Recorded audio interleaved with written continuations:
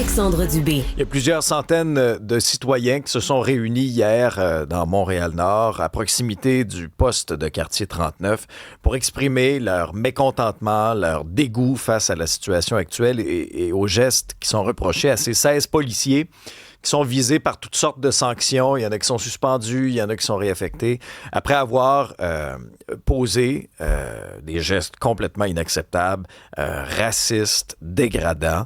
Beverly Jacques est cofondateur et directeur adjoint de la coalition Posé, cofondateur et directeur exécutif aussi chez DOD Basketball. Bonjour, M. Jacques. Bonjour Alexandre. D'abord, dans un premier temps, est-ce que vous êtes soulagé quand même de voir que ça s'est fait dans le calme hier soir? Et est-ce que vous trouvez que justement, par la dignité des gens qui étaient présents hier, ils ont pu exprimer encore une fois leur message beaucoup plus fort que s'il y avait eu de la casse ou... Moi, je te dirais que hier, quand je suis passé à la manifestation, j'ai vu une communauté qui est énormément, je veux dire, blessée, énormément qui souffre, parce que ça fait longtemps qu'à Montréal-Nord, il y a des choses qui se passent et finalement, ils sentent juste que maintenant, il y a une oreille. Et à partir de ce moment-là, quand j'écoutais même les entrevues à la télé hier, quand j'ai vu les organismes sur le terrain hier, tu voyais que ils sont contents contents, je veux dire, ils ont une rage ou une peine, voilà, qui est en train de sortir. Puis c'est à travers la manifestation que tu as vu comment ils étaient ralliés.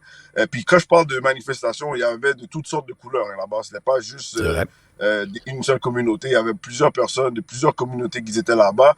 Et ça a juste, comme je pourrais dire, montré que, OK, on a quelque chose qui se passe dans ce poste de quartier-là depuis longtemps. Puis finalement, là, on a ouvert la plaie, là.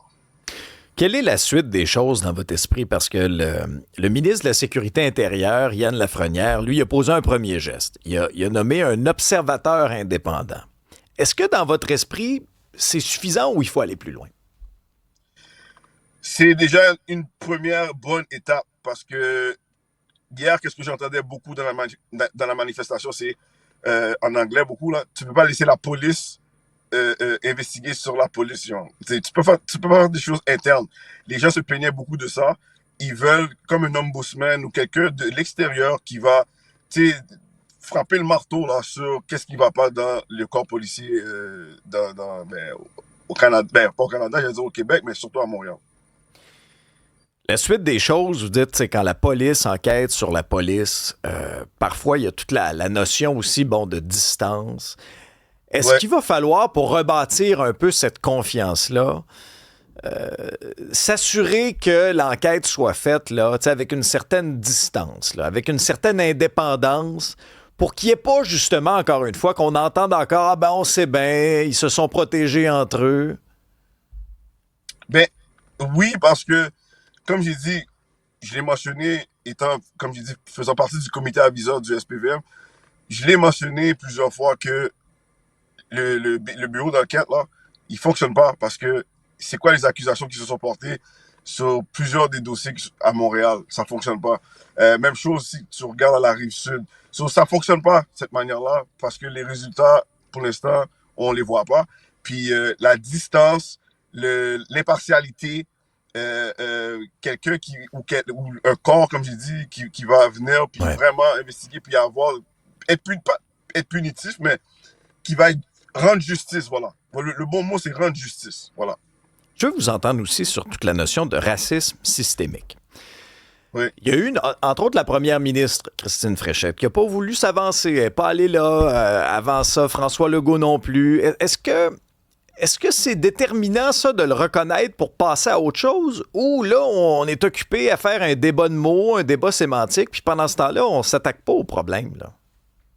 Mais c'est comme on dit, il y a un éléphant dans la pièce, puis on fait comme s'il n'est pas là. C'est comme, ça ne fonctionnera pas. Tu ne veux pas jouer à l'autruche non plus. Puis, comme j'ai dit, c'est d'avoir, malheureusement au Québec, comme j'avais dit dimanche, on doit avoir des conversations inconfortables.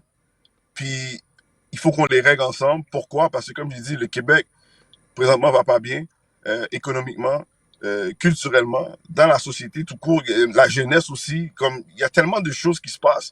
Puis si nous, les adultes de la société, on n'est pas capable d'avoir des conversations inconfortables, puis se dire, OK, à partir de là, qu'est-ce qu'on fait?